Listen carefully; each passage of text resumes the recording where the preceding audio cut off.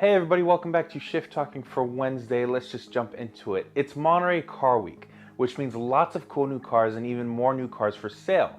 Here's our favorites from Motor One's list of the coolest cars being auctioned this year, starting with, of course, the 1966 Ferrari 275 GTS. Ferrari collectors are going to love this one. This is just one of 200 ever made, and it's estimated to go for $1.1 to $1.4 million. Probably not the most insane cost at these auctions, but that's still a pretty penny, but it is a pretty car. Next is the 1953 Chevrolet Corvette Roadster. Now this one probably is not going to be going for as much as some of the other cars on this list, but this C1 in particular does have some pretty cool heritage facts. Chevy only made 300 of these in 1953, and this is number 300. This specific model was displayed at GM's World of Motion at Disney World, and it was also the last 1953 model to come out of the factory on December 24th in 1953. This next car kind of looks like something out of a steampunk stylized film. This is the 1939 Porsche Type 64. Truly, this is the very first Porsche badged vehicle, I think, in the history of the company.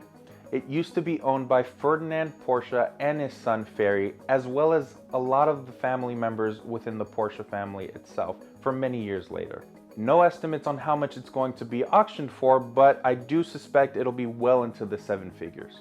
This next car needs no introduction. This is the 1994 McLaren F1. Now, estimates here are between 21 and 23 million, which actually are a little bit high for an F1. What makes this car different is that it's only one of two that have been modified by McLaren to LM specs. LM, of course, being for Le Mans.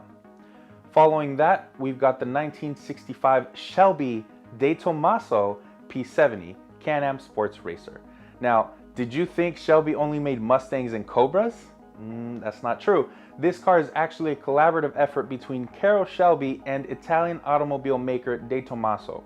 The P70 was revolutionary at the time, and due to disagreements, conflicting schedules, and Shelby taking over Ford's GT40 program, this was the only one ever built. Next is the 1955 Mercedes-Benz 300 SL, and I'm smiling because this one I think is my favorite one. This is a gentleman's car. Stunning good looks, class, elegance, presence, and gull-wing doors, because who doesn't love gull-wing doors?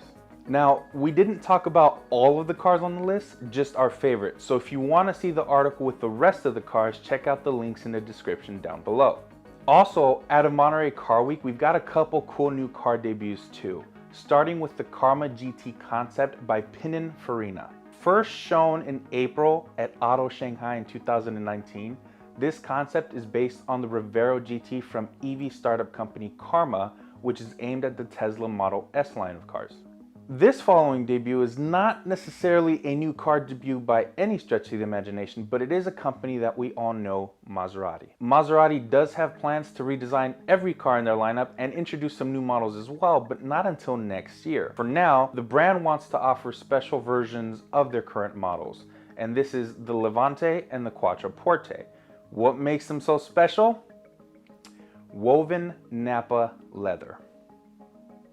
Okay. Finally, the last car debut that we're going to be looking at today is Acura's Type S. We've seen JDM Legend badges resurface recently, and Acura of course wants their piece of the reheated pie. I'll admit, this concept actually does look good in my opinion. And with Acura sales falling a whopping 39% from 2015 to 2018, this could be the direction that they need to go in just to increase sales. That's going to be it for this week, you guys. Thank you so much for watching. As always, please leave your comments down below. Like this video, subscribe to Fuelent, and hit the bell button to be notified when we upload new videos. We will see you all back here again on Monday.